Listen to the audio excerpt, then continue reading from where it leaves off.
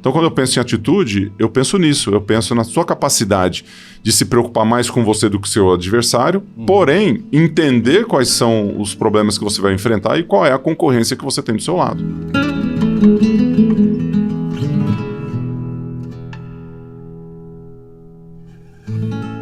Dando continuidade à websérie Rodas que Transformam, por ocasião do lançamento do meu mais recente livro, Roda do Aprendizado. E hoje nós vamos tratar de um tema de alto interesse para os negócios, para as empresas, para a gestão, para o trabalho e para a vida. Alta potência. Aquela capacidade humana de ir além do que a gente acha que seja possível. E é disso que nós vamos tratar. Bom, poucas pessoas conhecem tão bem esse território como quem passou a vida treinando só para experimentar durante alguns segundos todo esse treinamento. Nosso convidado de hoje mergulhou literalmente falando nesse limite. Ele subiu ao pódio olímpico por 4 vezes, representou o Brasil nas maiores piscinas do mundo e experimentou esse sentimento, essa sensação rara de competir, aonde o corpo, a mente e o coração precisam funcionar em potência máxima. Bom, talvez a pergunta mais interessante não seja sobre medalhas, mas a minha curiosidade é como alguém decide, não é? O que acontece dentro de uma pessoa que decide dentro de si mesma não nadar na superfície, mas em profundidade. Então a minha conversa hoje é com o campeão olímpico Gustavo Borges, que também é empresário, que também é escritor e que é um exímio palestrante. E que eu tive a honra de prefaciar um dos seus livros, que é Prepara, vai! Que introdução, eu tô aqui emocionado com a sua introdução, Roberto. Que legal, um prazer estar aqui contigo. Maravilha estar contigo. Eu até olhei aqui para o lado e falei, não, tá lendo alguma coisa, mas veio tudo natural assim, né? Tem uma preparação, claro, mas eu falei, cadê o TP, né?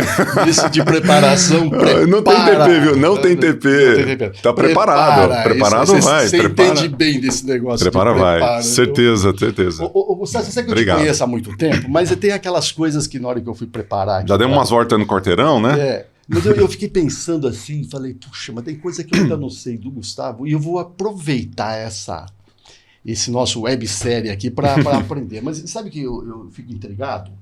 Quando você olha para trás, o que na sua infância ou na sua juventude já apontava para essa alta potência que você conquistou?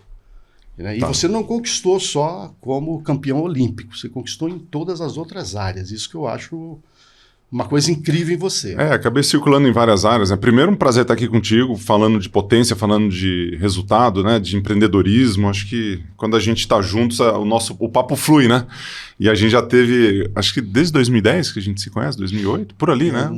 Naquela sequência. Mas por aí. Mas indo ao teu ponto, né? Em relação à infância, em relação à construção de vida, né? Que tudo a gente tem uma base, né, Roberto? E acho que quando eu volto um pouco atrás da minha vida profissional, eu falo assim, pô, tudo bem, eu tive mentorias, tive junto contigo durante muitos anos, continuo, né, a gente com uma frequência de conversa, isso ajuda a gente potencializar a nossa mente, a fazer um crescimento, leituras, treinamentos, tudo isso ajuda a nossa construção, a experiência, né, entrar na piscina das braçadas, a competitividade, tudo aquilo são ações que a gente faz no nosso dia a dia que nos ajuda a potencializar a nossa performance. Isso, não estou tirando mérito disso. Mas, diante da sua pergunta, eu volto lá para Ituverava, né? Que você falou da minha infância, né? Como é que era lá atrás? Então, eu sou nascido em Ribeirão Preto. A dona Diva, a minha mãe, ela tem 1,82 m, o meu pai, o seu Jovino, ele tem 1,88 m. Tem uma família de girafa, né? Chegando lá em Ituverava. E quando eu chego em Ituverava, eu faço vários esportes ao mesmo tempo ali. Então, eu crio um repertório de esporte que é uma coisa incrível. Fiz basquete, vôlei, né? Pessoa alta.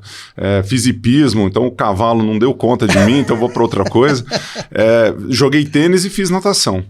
Então esse repertório me ajudou muito em termos técnicos, em termos de repertório físico, para que eu pudesse, no esporte, ter o desenrolar ali que eu tive dentro do esporte de natação.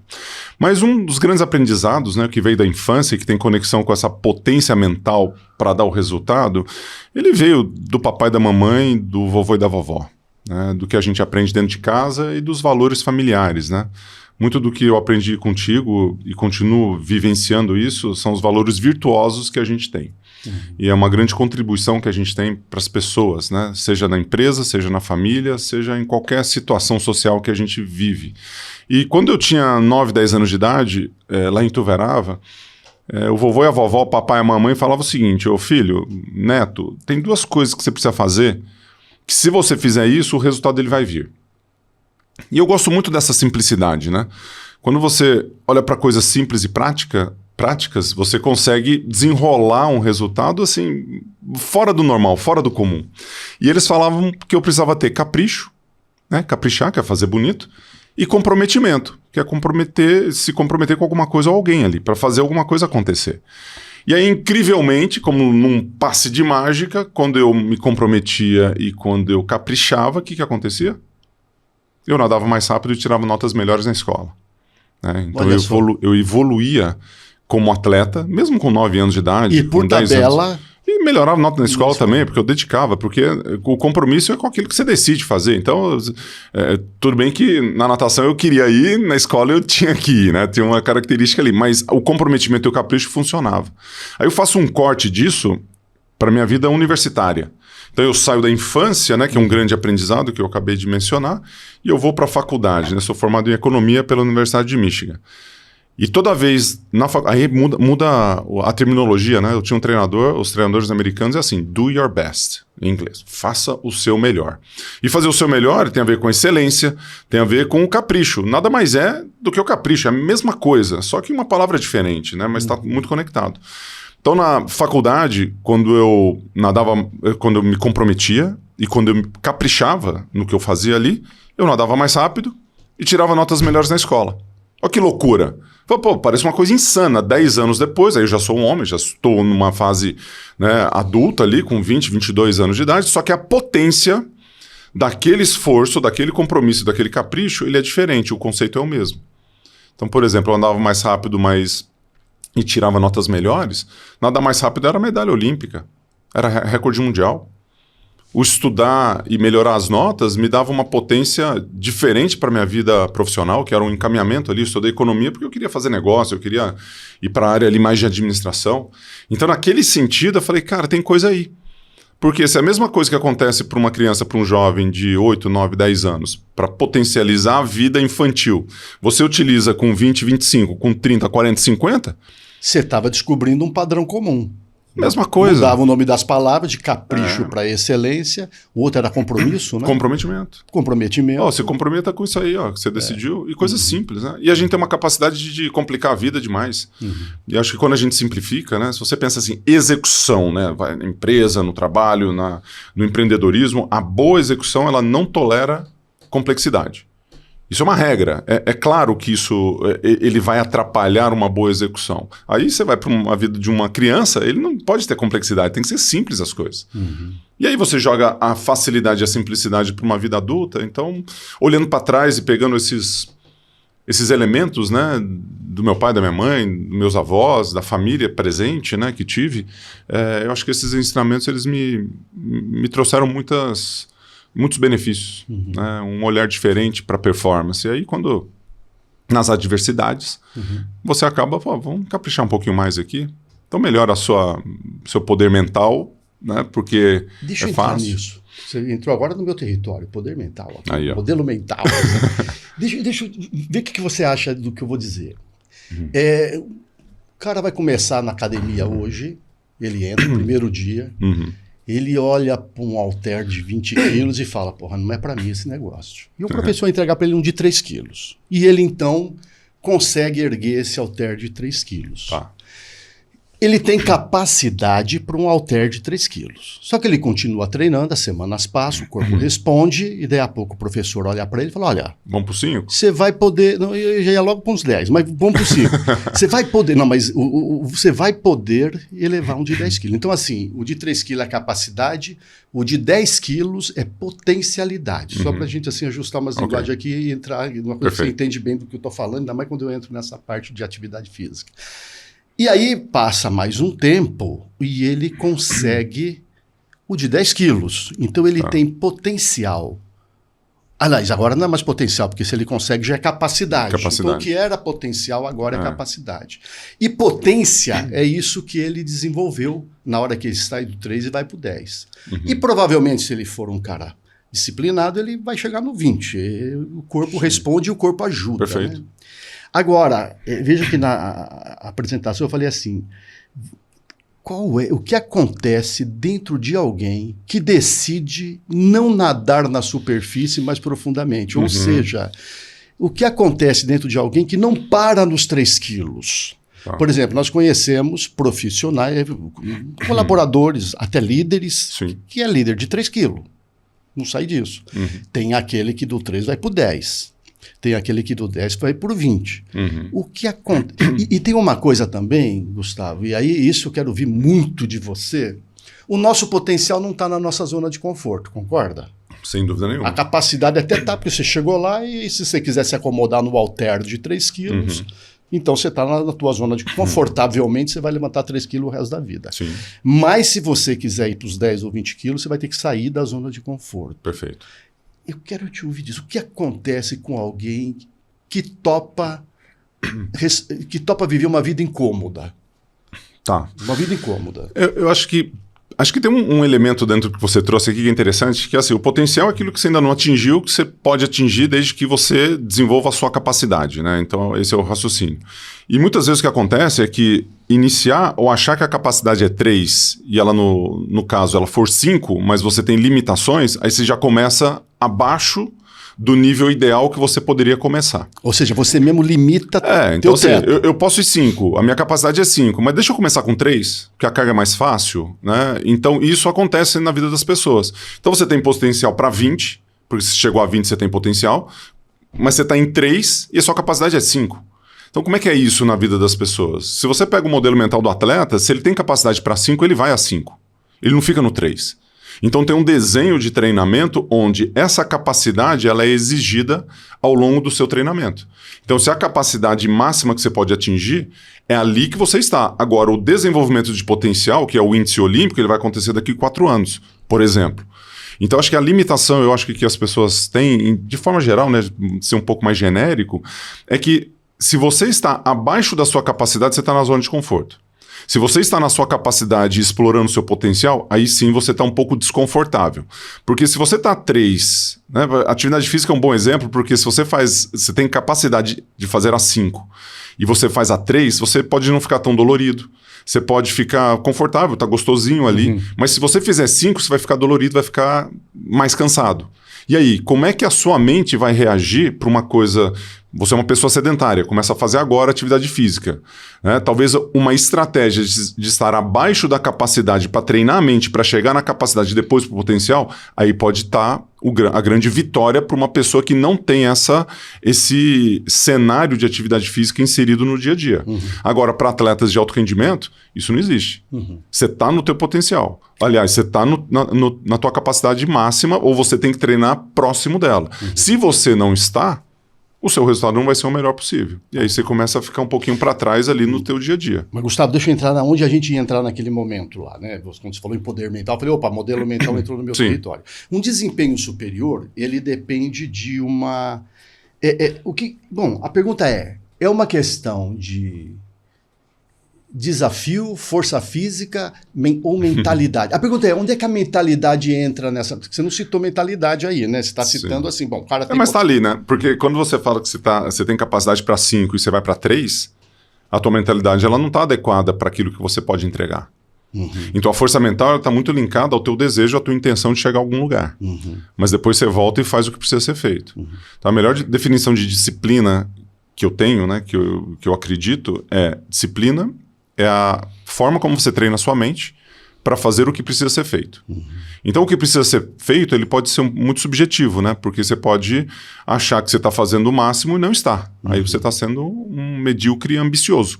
Né? Você está abaixo da linha de capacidade, nesse exemplo que você deu, mas você poderia ir mais, mas você acredita que já está indo no seu limite, e você não está. E quando eu digo limite, não é assim exagerar, passar do mental, ir para um burnout, ou ir para o overtraining que existe dentro do esporte, né? É você não estar alinhado com o seu potencial ali, né? Ou direcionando para aquilo que você quer. Então, a força mental, você desenvolve de acordo com o caminho que você deseja que ela aconteça. Pelo menos esse é o meu pensamento. E esse objetivo, ele tem a ver com aquilo que você quer. Então tem duas coisas, o que você quer e tem a outra coisa que é o que você deseja. São coisas diferentes. Opa, fala disso. O querer é você executar para alguma coisa mais palpável e o desejo ele é mais intencional. Tá. Então, por exemplo, fórmula da motivação. Motivação ela tem 4 elementos. Ela vai ter o esforço e atenção na direção daquilo que você quer. Então é coisas para fazer. Então se eu quero ler um livro, eu vou pegar esse livro aqui e vou ler. Vou pegar a página, vou ler 2 páginas, 3 páginas, 5 páginas. Eu coloco esforço. É difícil, eu não tenho um hábito de leitura e tal. Então eu vou colocar aquilo. Acordar às 5 horas da manhã, por exemplo. Atleta não gosta de acordar às 5 horas da manhã. Mas ele acorda porque precisa, é o horário do treino, sei lá. Né? Mas você vai. Dormir cedo, acordar cedo, treinar 30 horas por semana. São coisas insanas para alguém que não faz atividade física e que olha para um atleta e fala, pô, isso aqui é uma coisa impossível. Mas não é, porque você faz. E a hora que você faz, você diminui o esforço cognitivo, aquilo se torna um hábito reflexivo, que é o que você faz no seu dia a dia. No caso do esforço e atenção, é só você colocar foco nisso que tá resolvido. Né? Deixa eu explorar mais isso. Não, mas pode falar. Aí o intencional tem a ver com a expectativa e a ambição. Onde entra, eu acho que está dentro do que você falou, mas só para dar um pouco de nome aqui para as coisas. Né? Então, desempenho superior depende de uma mentalidade superior, que depende de um comportamento superior, porque você fica na mentalidade, aí você não foi... Quando você diz superior, você quer dizer o quê? Você exatamente ir para fora da sua zona de conforto e transformar o teu potencial em capacidade. Atingindo o seu máximo potencial. O seu máximo potencial, alta potência. Né? Então, nesse sentido. Então, você tem para ter um desempenho de alta potência, você precisa de uma mentalidade de alta potência. Estou tentando aqui. Que depende de comportamentos de alta potência. Tem que sair fazendo, senão você vai ficar, eu vou chegar lá, mas... É comportamental, são ações. Mas eu ia entrar numa alta potência. Que depende de hábitos de alta potência. Sim, claro. O comportamento está no hábito, né? Quando você fala de disciplina, e uma das definições de disciplina é que disciplina é um hábito. Então tem muitos livros, documentos, teorias sobre o desenvolvimento de disciplina né, e os hábitos, mas que, indo à vaca fria, se você repetir todos os dias alguma coisa, aquilo se torna um hábito, aquilo facilita o que você quer fazer. Pro bem e pro mal. Se você quer comer chocolate todo dia e isso vai atrapalhar a sua vida, você não acha que vai atrapalhar porque é gostoso, você vai lá e usa. Né? Fumar um cigarro é a mesma coisa, é um hábito. Você faz todos os dias. Né? Agora, se você quer acordar cedo, ou se você quer parar de comer chocolate, ou parar de beber, ou se alimentar melhor, isso vai ter um esforço muito maior. Então tem a ver com o hábito, sim. E o hábito está totalmente linkado ao comportamento. Aquilo que você faz. Agora deixa eu fazer uma pergunta. Eu tenho uma curiosidade danada. Sabe aqueles segundos que você está se preparando para saltar na piscina? Que você... Aqueles segundos falar... Porque... E agora? O que vai acontecer? Tudo ou nada, né? O que você pensa naquele segundo antes de você ir pra piscina? Ô, Roberto, sabe... Você meio assim, aberto, né? Só para explicar. Sabe quando você pensa tudo, um monte de coisa, e você não pensa em absolutamente nada? Pô, como é que é isso? E depois você faz com maestria aquilo que você treinou e que você praticou? Você já teve um momento? Talvez a definição que tem, assim, de livros, de conhecimento, o flow. Certo. Né? O flow é isso, é um estado onde você não precisa de um esforço gigantesco e você executa da melhor maneira possível. E se alguém te pergunta o que aconteceu, eu falo assim, cara, não sei. Então, você sabe, mas não necessariamente você consegue dar nome aos bois naquele momento. Então, vou te dar um exemplo prático, né? Você está falando de uma prova de 100 metros, do livro, Olimpíada, 1992, 96, seja lá qual for. Momentos ali, eu tô antes de subir no bloco, escuto um tiro de partida, um apito para subir no bloco, subo no bloco. A hora que eu subo no bloco, o que acontece? Eu tenho um take your marks, as suas marcas. Aí eu me posiciono. Depois que eu me posiciono, eu tenho que pular na piscina. certo? Aí eu dou a primeira abraçada ali por volta dos 15 metros. Então esse eu acabei de mencionar para vocês antes do bloco, em cima do bloco, saída, e a primeira abraçada, eu já falei, aqui, só nisso, tem mais ou menos 35 itens a 40 que eu preciso me preocupar. Olha só. Posição do pé, posição da mão, respiração, cabeça, né? Tiro de largada, noção do que está acontecendo ao meu redor. Então, a hora que eu entro na piscina e dou a primeira abraçada, já passaram-se 40. Até o final da prova de 49 segundos, são 160, 180 itens. Uma vez eu contei, eu cheguei nesse, eu falei, vou parar, porque eu posso dar qualquer número que aí é só uma referência do que passa na cabeça de um atleta. Se eu subo no bloco e eu preciso me preocupar com o que está passando na minha cabeça naquele momento, eu posso perder meu foco. Porque meu foco ele tem que ter um fluxo. Então, a hora que eu subo no bloco, eu tenho que ter noção e consciência mais do que pensamento. Não sei se faz sentido, né? Eu estou consciente do que eu tenho, do que eu vou fazer, mas não necessariamente eu estou pensando em algo que eu vou fazer naquele momento. Faz sentido? Faz sentido, mas eu quero botar um componente, como é que porque do jeito que você coloca, e você é campeão, dá a impressão que você nunca teve medo. Impressão que dá. Medo pra caramba. Então, mas fala. Pô, não pinta como assim? Não, é que você me perguntou, assim, cara. Porque assim, como é que é a paura? Como é que é? Cara, uma coisa insana. Uma coisa insana, Roberto. Eu lembro na metanoia. A gente tem uma sessão que falava sobre medo, sobre os receios, né? Eu lembro você mencionando, pô, a turma tem medo de barata, tem medo de subir no banquinho. Eu lembro que você falou, tem medo de barata, subir no banquinho, o elefante tem medo de rato, acho que você deu uns exemplos assim. Não, o medo ele faz parte, né? Né? Mas apesar do medo a gente tem que ir, claro, né? Foi assim que eu aprendi. Não, mas que bom, ele tem medo, né? Ele se apresenta. Não tem como. Só que o antídoto pro medo não é coragem, né? Não é. Ele é a gente dar as braçadas, né? Eu nadei 43 milhões de metros ao longo da minha carreira. Caramba. Isso é número que eu solto na palestra, que a turma fica louca, né? Quantos metros eu já nadei ao longo... Devia ter te perguntado aqui, né? Mas você já sabia, né? Acho que eu já tinha te falado. Não, mas 43 milhões de metros. Aí você fala o seguinte, cara, beleza, eu vou ter algum receio, algum medo em algum momento ali? Claro que vou. Na Olimpíada de 90... Eu já tive 2 momentos cruciais. Medo, assim, perou ali, né? Tá dentro. Primeiro foi minha estreia olímpica, 1992. Passei a noite em claro nas Olimpíadas de 92, antes da minha estreia. Dia 25 de julho de 1992, das 9h30 da noite até as 6 da manhã do dia seguinte, que é a hora que eu ia acordar para ir para a piscina, eu estava, assim, apavorado. Sabia que ia acontecer. Nadei a prova na minha mente, voltei, fui, banheiro, fome. Eu deixei tudo que eu não podia controlar invadir minha mente. E naquele momento eu levanto no dia seguinte, né? E vou para a prova e o que acontece? Eu cavoco mais ainda o meu resultado negativo, né? Já aqueço mal, mudo a minha estratégia e faço uma péssima prova.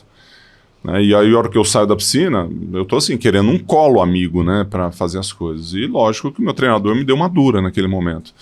Lógico que falou assim, não se preocupa não, hoje você assiste a prova, amanhã você vai lá e ganha ela. Só que para o esporte, o que acontece? Qual que é a próxima vez que eu vou ter a chance de disputar o 200 metros numa Olimpíada? 4 anos. Então espera mais 4 aí, ó. Não deu certo? Mais 4. É o nome do jogo, tem um processo. Funciona assim os Jogos Olímpicos e a gente tem que estar dentro ali. Então esse foi um momento muito duro, né? E 2 dias depois eu fui medalhista de prata, né? Mudando o modelo mental e a minha atitude em relação ao esporte, em relação à minha prova. Se quiser depois pode até falar sobre isso. E a outra foi em 99, no Pan-Americano. Um dos grandes concorrentes que eu tive na minha carreira foi o Fernando Scherer aqui no Brasil, né? Tive Popov internacionalmente, Gary Hall Jr., vários outros ali. Mas o Xuxa, em 99, o cara tava bem pra caramba. E aquilo mexeu comigo. Então eu já tinha medalha, eu tava defendendo o meu tricampeonato no 100 metros nado livre. E aí eu acordo de manhã e eu tô assim, putz, não tô muito legal. Né? Aí eu vou pra prova, classifico em 3º lugar. Quando eu classifico em 3º lugar, eu falo assim, putz, não só eu agora estou preocupado com o Fernando Scherer, mas estou preocupado com o argentino que está do outro lado. Aí você acordo campeão, vou para a piscina já perdendo o Xuxa em vice e vou para as finais com a mentalidade de 3º lugar. E que lugar você acha que eu peguei?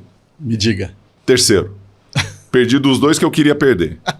Eu fiz um desenho na minha mente. Aí dormi mal à tarde. À noite teve uma saída em falso. Ficou lá uma... Nossa, fui preso. Tempo cordinha de 15 metros na natação quando cai, quando tem saída em falso.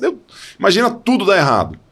Parece que eu construí aquele cenário, né? Então, assim, eu vou construir algo para dar ruim mesmo, né? Então, e deu 100% de sucesso no fracasso.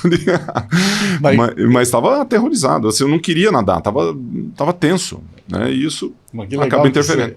Que legal que você conta isso pra gente, porque, puta, a gente passa por essas, né? E aí olhando assim, né? Eu acho que o Gustavo não passa. Não, mas assim, tem muitas histórias que acontecem, ou coisas bobas, simples, né? Às vezes, e normalmente é sempre a gente sabotando a gente mesmo, né? Né? Pô, mas, cara, tem tanta gente com tanto problema por aí, e a gente fica preocupado com o que os outros acham, do que vão pensar de mim. Nadou mal, pô, eu tinha expectativa que você ia ganhar medalha. Beleza, vamos pro próximo. Esquece Gustavo, agora vamos pro próximo ali, vamos torcer para outro. Acabou. E acho que a gente valoriza demais, assim, às vezes, o que tá passando na cabeça das outras pessoas. A rede social hoje é um veneno para isso, né? Você vê a grama mais verde do outro lado, do vizinho, e você começa a ficar com, pô, será que eu sou bom mesmo? Será que eu posso fazer isso? Tal. E tem sempre alguém melhor do que você. Né? Tem sempre alguém com... E se pode ser o mais rico do mundo, mas pô, como é que tá a família, como é que tá os filhos, como é que tá o restante das coisas? Tem sempre algo, né, para ser ajustado na vida de todo mundo, né? A vida é longa, ou deveria ser, né? Me diz uma coisa, você conviveu com atletas extraordinários, você citou alguns nomes aqui de atleta extraordinário. O que separa quem tem talento de quem realmente vira campeão? Atitude. Fala mais. Atitude, uma vez me perguntaram assim, Roberto, qual que é a diferença assim no resultado, né? Você tem mais talento, mais esforço, né? O esforço ele tem um link com atitude, né? Claro. Dedicação, o que é? É esforço ou talento?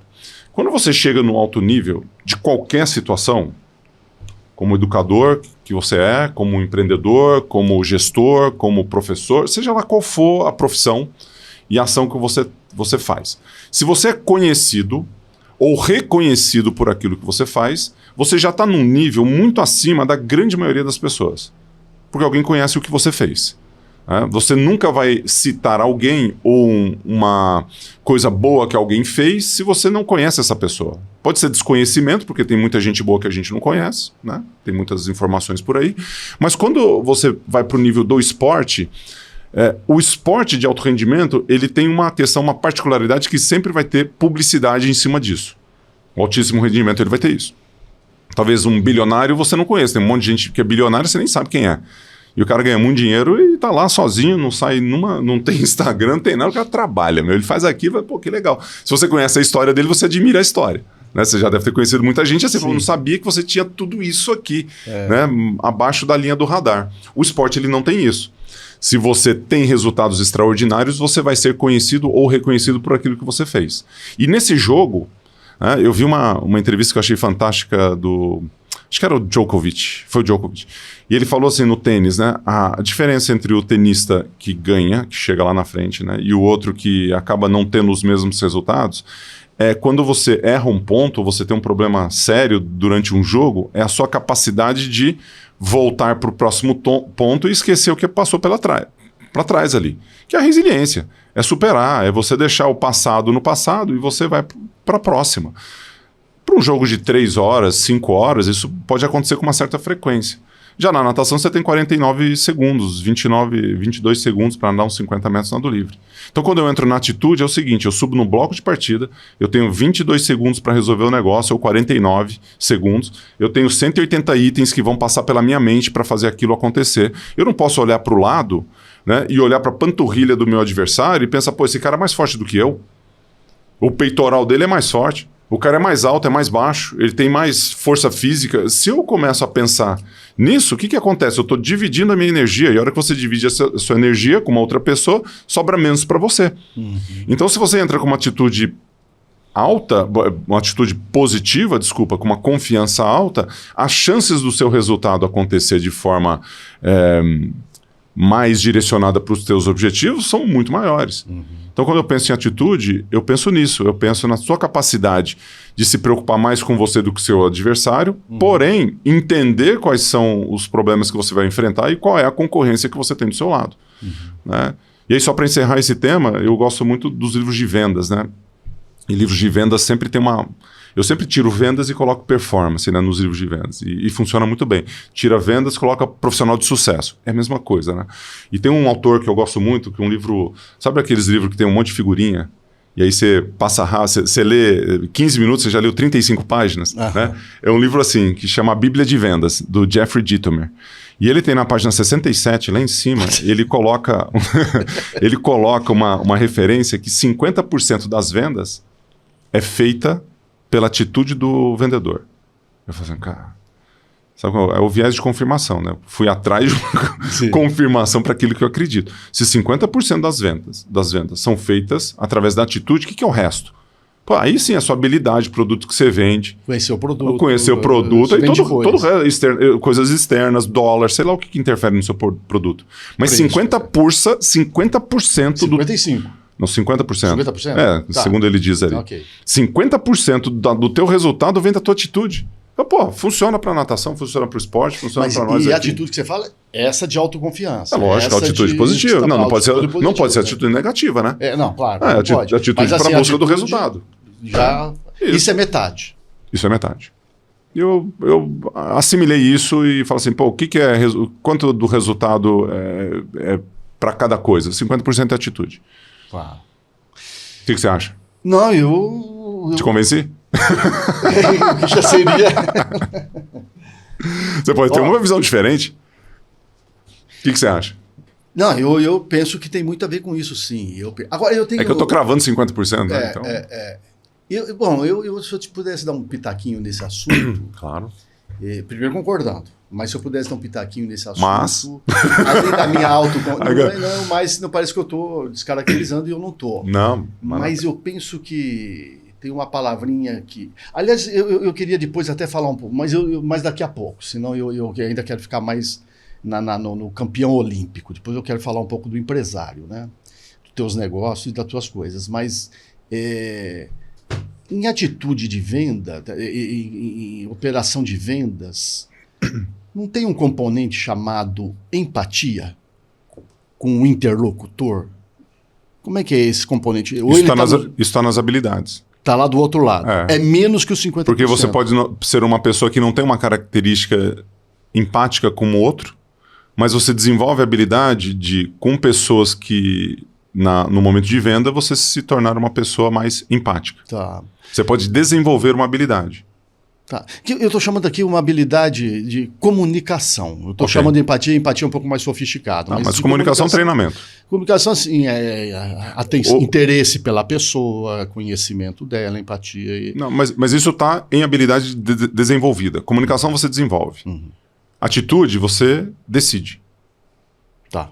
Por exemplo, eu acordo cedo para ir treinar e vou chegar lá e não vou reclamar da piscina fria, por exemplo. Tá. Isso é atitude. E já que você falou em piscina fria... Me diz uma coisa, depois de tantos mas tem coisa na sua cabeça aqui que eu queria... Roberto, te conheço, rapaz, te conheço. Você se segurou nessa aí. Não, eu tô aprendendo contigo. Depois de tantos anos nadando... Não vem não, me ensina umas coisas eu vou sair agora do campeão e vou migrar devagarzinho, mas eu quero fazer uma última pergunta do campeão.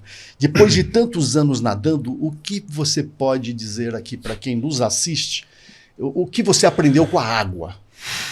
Além do que você já falou para o senhor, mas agora eu estou macio. O que a água te ensinou? Putz, a água sempre foi minha vida, né? Pois é. Em relação à construção de tudo, né?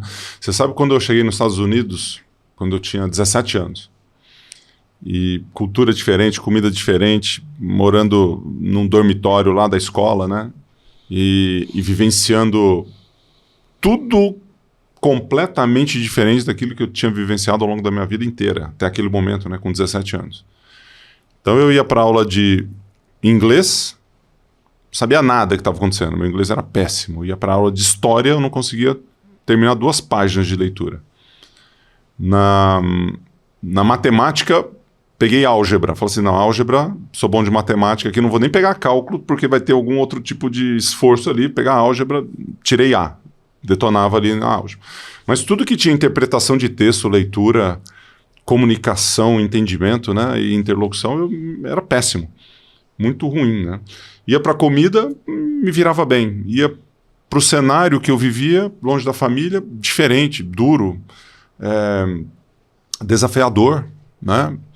Quando pergunta assim se, teve sacrifício ao longo da carreira? Pô, não é se teve, né? É uma pergunta meio esquisita essa, se teve sacrifício. Tem sacrifício na vida de qualquer pessoa. É a quantidade e a qualidade daquilo que você sacrificou que conta, né? Mas aí eu ia nadar. Aí eu ia pra piscina. E quando eu chegava pra piscina, eu podia nem entender o que o treinador estava falando mais ou menos assim, mas ele escrevia para mim, me mostrava e falava assim, isso eu sei fazer. E quando eu nadava, eu me sentia em casa. Então, por vários momentos ali, pelas dificuldades que eu tinha dentro da vida ou do esforço que eu tive, dos meus pais e também da minha pessoa de viver num país diferente, cultura diferente, eu me encontrava na água. Então a água, se eu pudesse definir em uma palavra, eu definiria como equilíbrio. Porque ela trazia e traz para mim esse equilíbrio, né? O equilíbrio mental, o equilíbrio de pessoa, o equilíbrio profissional, porque os aprendizados, né, que eu faço, hoje eu tenho, vem da água, né? Eu subo no palco hoje para falar de água, apesar que o tema circula por outros elementos, né? Então, me acompanhou ao longo da vida toda. Casei com uma nadadora, meus filhos foram nadadores, então parece que é um complô, né, do bem, para que, de uma forma estruturada, ao longo da minha vida, eu sempre tivesse com um pezinho ali. Meus negócios têm água, né? Então, eu acho que tem uma conexão muito forte.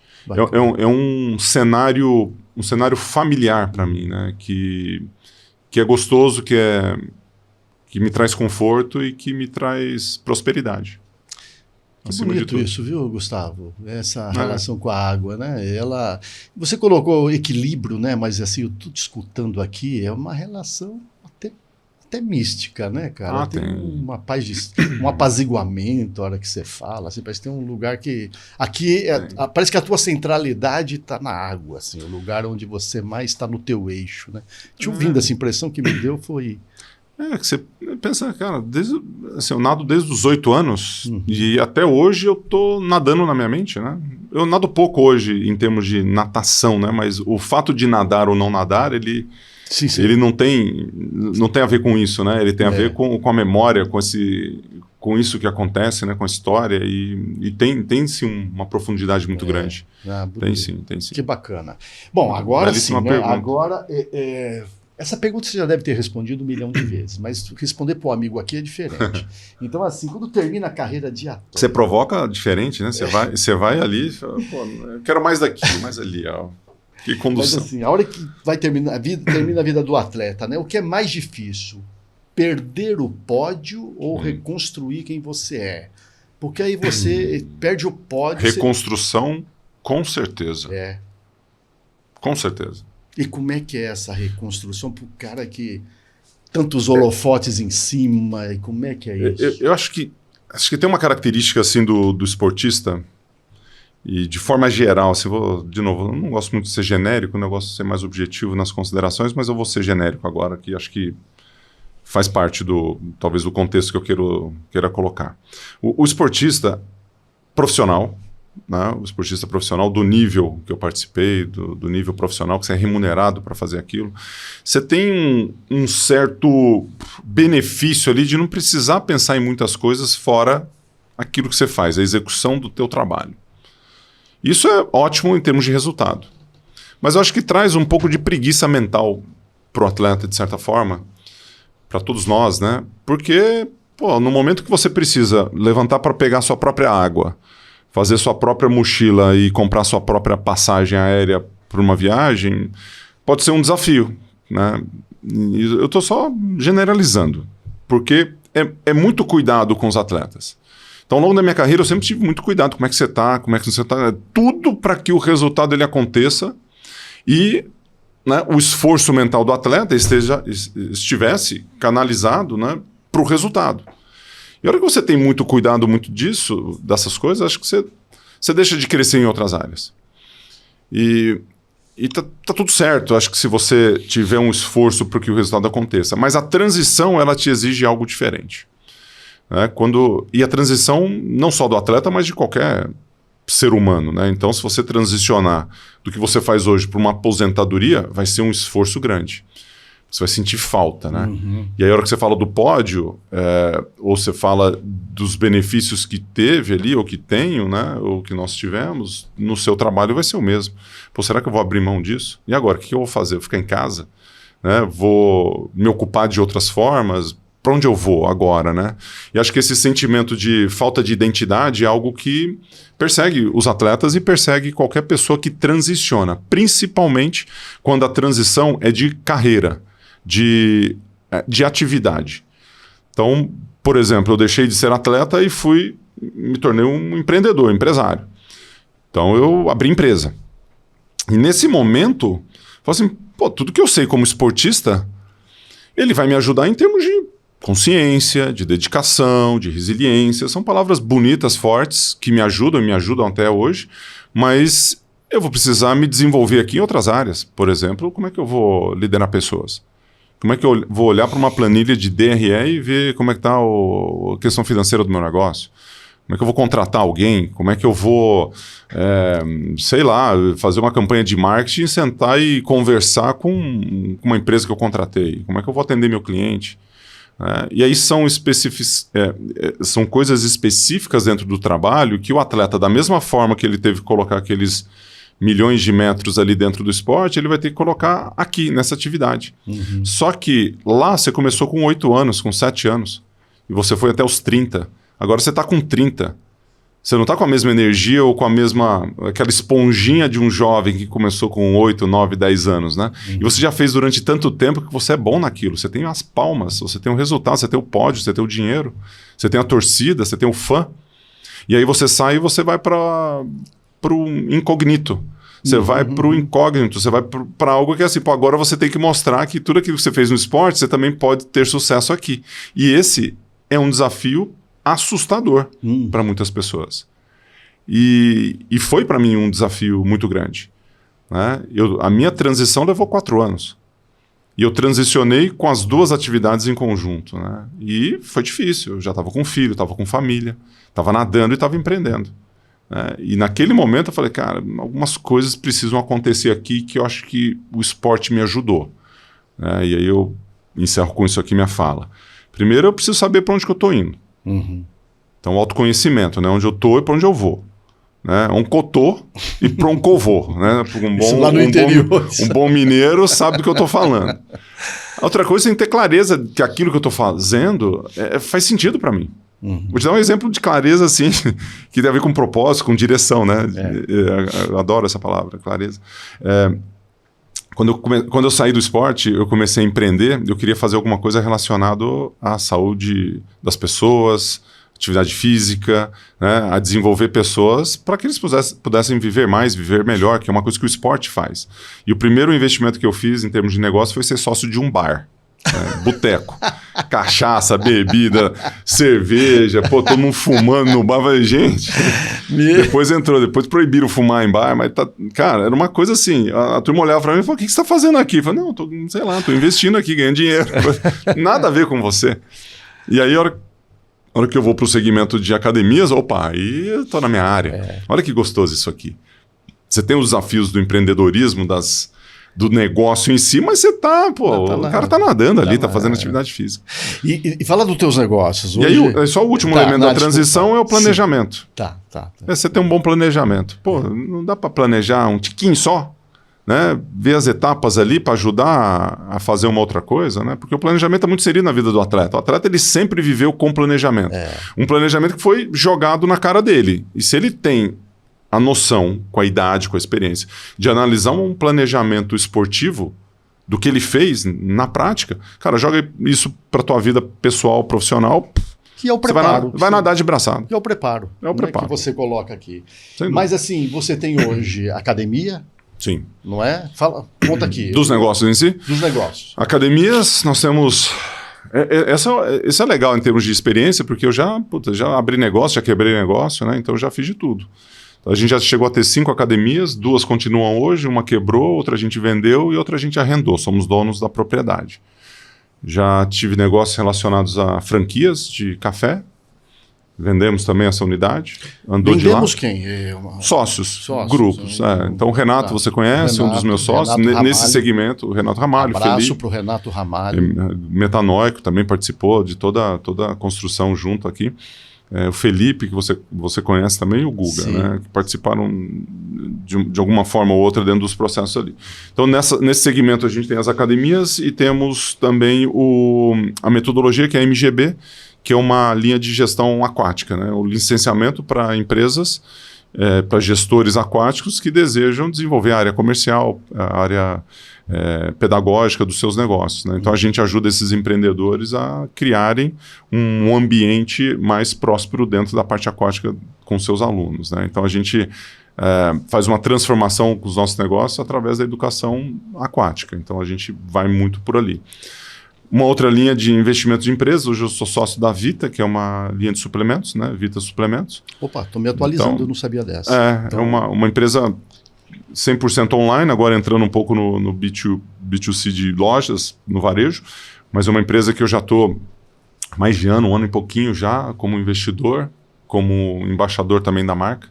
Então é uma empresa muito legal que trabalha com um público 40+, suplementação, longevidade, né, que tem tudo a ver com uma tese de pensamento de saúde, né, de construção. Uma outra empresa focada em desenvolvimento corporativo, que seria a parte de palestras, imersões, workshops, né? Então a gente trabalha muito com o B2B ali, que esse gira bastante, né? E o meu filho está dentro dessa empresa que cuida não só de eventos corporativos, mas também de investimento em empresa e de infoprodutos. Então hoje eu tenho vários infoprodutos que estão rolando ali na nossa esteira, que funciona como um funil de vendas, onde você traz o infoproduto e depois você vende ou você oferece outros produtos ali dentro do nosso segmento, que pode ser uma mentoria, que pode ser uma palestra, que pode ser um workshop, uma imersão. Então esses são os elementos. Fora alguns negócios familiares, que aí é outra área também. Puxa vida, hein? Olha bastante. Só. E dá agenda para tudo? Dá, eu consegui ao longo desses últimos anos a sair do operacional, né? Continuo na operação dos negócios, de alguns negócios, mas no operacional isso eu consegui ter pessoas, bons líderes para tocar, né? Que acho que o mais difícil para o empreendedor, para o gestor, é ele estar no operacional, não na operação em si. Você pode estar na operação e não estar no operacional. Diferente, né? Bem diferente. Porque sempre se escuta, sai da operação e vai para o estratégico. Legal, o estratégico ele é muito importante para o desenvolvimento. Você precisa ter tempo para desenvolver o seu negócio. Se tiver na operacional, você não consegue. Se tiver na operação, pode ser que você consiga de uma maneira estruturada. Então, em alguns momentos eu desço para a operação mais ou menos, dependendo da necessidade, mas trabalho muito no estratégico dos meus negócios e em uma entrega, por exemplo, fazer uma palestra é algo operacional do meu negócio. Ali você tem uma hora que você precisa entregar. E é você. E sou eu, tem que exatamente. Lá, exatamente. Mas deixa mais claro isso, a diferença da operação e do operacional. O operacional é o bater prego, o dia a dia, é o acompanhamento do dia a dia. E tá na operação é você circular por onde você acha que o teu dedo vai mexer o ponteiro. Né? Então, por exemplo, vou dar um exemplo prático aqui de uma das empresas. Então, eu vou desenvolver um novo produto com o meu time. Então, eu posso entrar na operação e atuar de uma forma específica de um determinado momento para desenvolver um novo produto. Então eu estou na operação. Ou fazer uma reunião estratégica com o meu time de lideranças. Não só com o meu head de operações, mas eu posso fazer uma atuação junto com o meu time de lideranças. Isso acontece. Então, quanto mais você está no dia a dia, mais no operacional você está. E quanto mais você circula por onde mexe o ponteiro, mais na operação você vai estar. E aí o estratégico ele vem para ajudar, para dar suporte a isso. Você ainda pretende mais negócios? Como é que é? Sim, sim. A parte de educação corporativa, nessa parte de performance corporativa ou educação, ela tem um mercado gigantesco, né? E uma necessidade muito grande, que é onde a Metanoia atua, onde várias empresas atuam, né? Muito mais com empreendedores, né? na Metanoia, mas o mercado corporativo ele tem uma necessidade muito grande, dá para circular por ali. Tem muitas questões em relação ao investimento em empresa, que eu gosto muito de empresa, né? E quando você entra como um investidor e não na operação em si, né? Você investe ou você atua com um fundador ou com uma empresa que está em crescimento, você pode contribuir estrategicamente para o crescimento dessa empresa. Isso me fascina. Né? Você tem a energia de um fundador, você tem a vontade do crescimento ali e com a experiência você auxilia, você contribui para um direcionamento que às vezes vem acompanhado de dinheiro e às vezes vem acompanhado só de um apoio para que o empreendedor, o gestor, ele possa fazer o seu melhor trabalho, né? Porque, quando você fica mais velho ali, né, dentro dos negócios, você tem uma coisa ou duas para botar a mão ali para dar uma dica de $1 milhão, né? Que pode ser um atalho estratégico, não um atalho, né, comendo pelas beiradas para fazer a coisa acontecer, né? Para que esse empreendedor, para que esse gestor tenha uma evolução. Então, isso eu gosto muito. Então, tem muito espaço para isso, que não consome tanto tempo, né? Mas que pode ter um resultado muito bom, né? E pode ajudar muitas pessoas, que no final das contas o empreendedor, as empresas ajudam as pessoas, né, a solucionar problema. É isso que a gente faz. Nossa, quando você fala assim, eu fico me perguntando, nossa, onde é que o Gustavo arranja agenda para tudo isso? Porque mesmo que você fale, não, mas eu tô aqui no estratégico, não, mas eu tô aqui recomendando, mas eu não vou no operacional, ainda é coisa para... Caramba! Eu acho que a dose de... Eu vou para o estratégico pro operacional, né? Mas eu decido quando eu vou e quando eu não vou.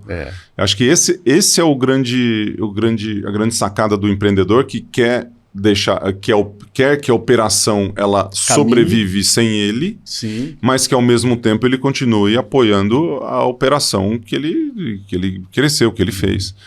Então hoje eu tenho pegar a empresa Metodologia, no caso, né, MGB, é uma empresa de 400 clientes B2B, tem 250 mil alunos nas plataformas, é uma empresa importante, né, dentro do nosso segmento, que eu atuo diretamente com o meu head de operações. Então se antes eu liderava pessoalmente 5 a 6 pessoas, hoje eu trabalho diretamente com o head de operações e eu circulo pelas lideranças de acordo com a necessidade e com o esforço que eu e o head de operações, a gente decide onde precisa atuar. E isso é muito legal, porque você acompanha os números, você acompanha os ponteiros e você tem tempo, enquanto gestor nessa posição, de ter um olhar de fora, né? Porque às vezes você chega na empresa lá, está acontecendo uma coisa de um jeito, o pessoal está acostumado com a batida do tambor daquele jeito. Você fala, por que a gente não faz isso? Putz, eu não tinha pensado sobre isso. Mas como não? Né? É tão claro. Óbvio, mas não é óbvio para quem está lá. É igual você vem em casa para me visitar e fala, você não notou que essa parede está com um risco ali? Não tinha notado não. Tem um risco nela mesmo. Desse jeito. E isso é maravilhoso. Gustavo, você sabe que esse websérie periódico, né? Eu escolhi alguns nomes que eu gosto muito. Você, então, está aqui porque eu gosto muito. Fico muito feliz, meu, desse convite. Para falar chama Rodas que Transformam, porque fala com roda do aprendizado. E a gente tomava um café antes de começar e eu fiquei surpreso de saber como você tem a roda na cabeça, cada gol. Eu só não pus 2 ali da competência, né? Da consciência, tô craque. Passou tudo, né?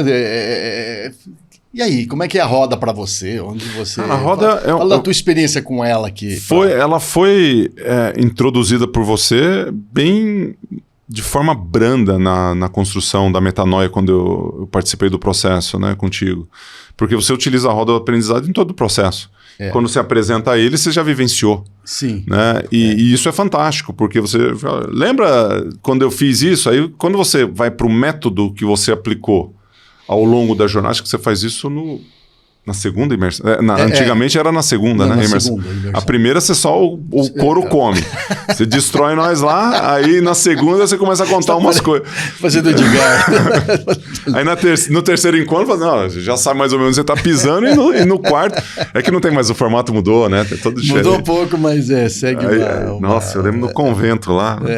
Com o Tony Granda. Tony Granda. Tony Granda, grande amigo. Eu lembro a gente olhando, ele baixinho assim, olhando pra cara dele, né? Tinha uma frase que a gente tinha que falar ali. Como é que era? Conte comigo? Cuide de mim. Cuide de mim. Cuide de mim. Pô. Mas incrível. E a roda, voltando à roda. Né? Eu resgatei a memória lá no convento, a gente. Mas voltando à roda, eu gosto muito da ferramenta.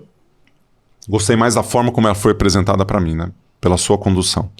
E achei fantástico, né? Então, quando você fala de andragogia, do aprendizado do adulto, né? Isso. Do ser humano, é diferente do pedagógico, né? Ficou muito claro para mim ali.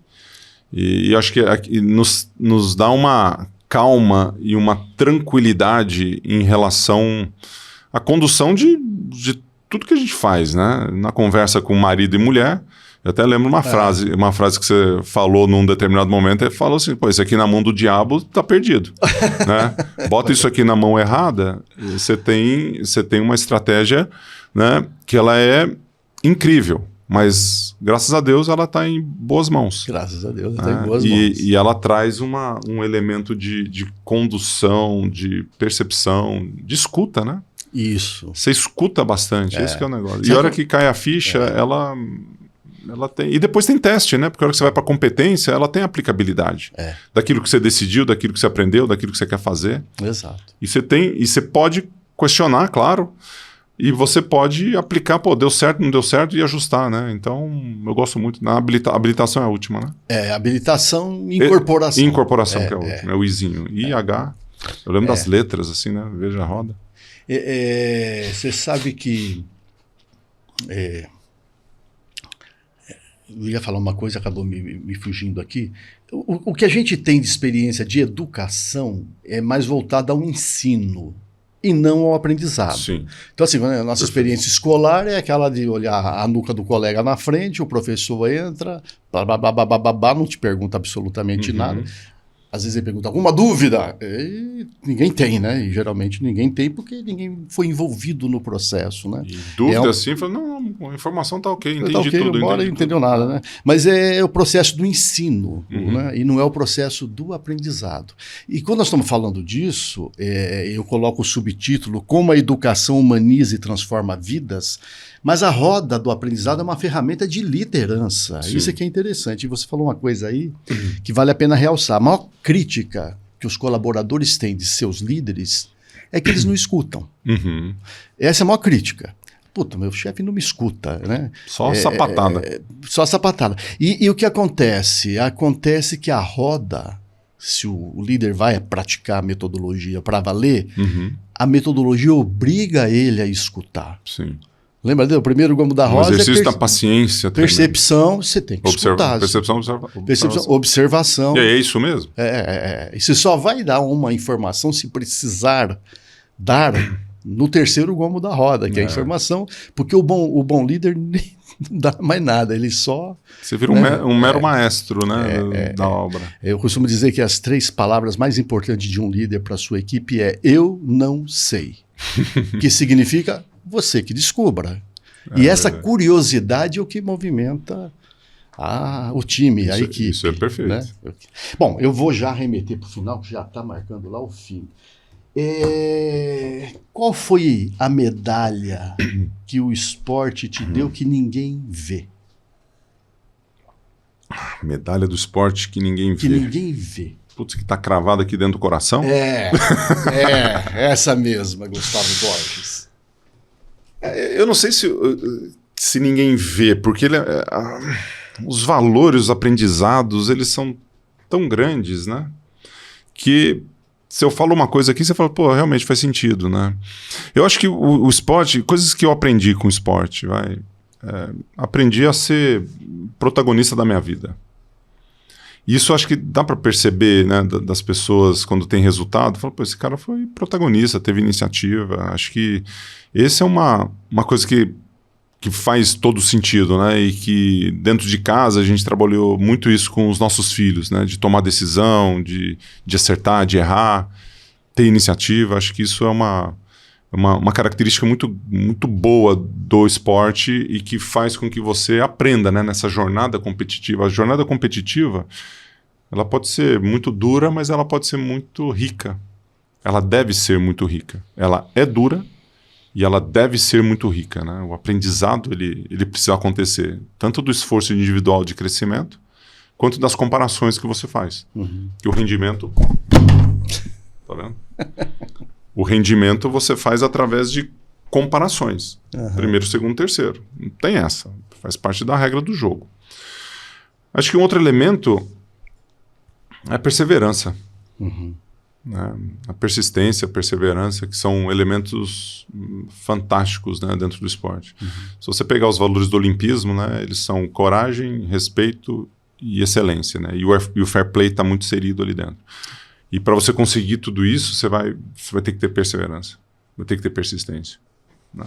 E acho que esses elementos são... E acho que as pessoas veem, né? Eu não sei se tem... Se ela é tão invisível assim. Se ela é tão invisível assim, mas eu acho que esses são 2 elementos fundamentais. Legal. Do Gustavo, esporte. para finalizar, se você pudesse voltar a conversar com aquele garoto que pulou na piscina pela primeira vez na vida, mas que já tinha aqueles valores do capricho e do compromisso que vieram dos pais, mas se você pudesse chegar e falar com ele agora e falar alguma coisa para ele nesse instante, o que você diria para aquele garoto? Lá atrás, 19 anos ou 10? Aquele que pulou pela piscina pela primeira Pela vez. primeira Eu não sei vez. com que idade foi, mas ele é aquele que já tinha alta potência dentro dele, mas nem ele sabia disso, né? Eu falaria para ele colocar com bastante força o esforço e a atenção dele na direção dos objetivos que ele tinha, que ele tem ou que ele teve em vista. Muito esforço, muita atenção, muito foco para atingir o máximo potencial na vida dele, na carreira, e com isso estar em paz e tranquilo com o que ele acabou de fazer. Bacana. Porque muitas vezes, e para mim isso é a definição de sucesso, né? Porque o sucesso ele não depende de título, de medalha, de dinheiro, né? E às vezes durante algum momento da minha carreira, isso pode ter me atrapalhado um pouco. Eu posso ter buscado mais a medalha, o título, o dinheiro do que o meu máximo potencial. E o meu máximo potencial ele poderia ter sido melhor, poderia ter sido mais máximo se eu tivesse focado na minha paz, na minha tranquilidade, né, e no esforço na direção correta. Faz sentido isso? Faz sentido. Querido amigo, muito obrigado por você ter vindo, disponibilizado o seu tempo, esse Que exemplar. é isso, hein? Aí sim, chegou a hora. Aqui, ó. Roda do aprendizado com a educação, como a educação humaniza e transforma a vida. Gustavo, gratidão por hoje. Que sigamos juntos, forjando a roda. Fazendo, girando, não, forjando. Acho que é girando. Fazendo a roda girar. Abraços tá, do okay. amigo. Não, vale uma foto aqui depois, aqui, ó. Pau. Muito bom, obrigado, Roberto. Sempre um prazer estar contigo aqui. Conte comigo, sempre. Sempre, muito obrigado. Valeu. Aí. Fechamos, até a próxima websérie. Até.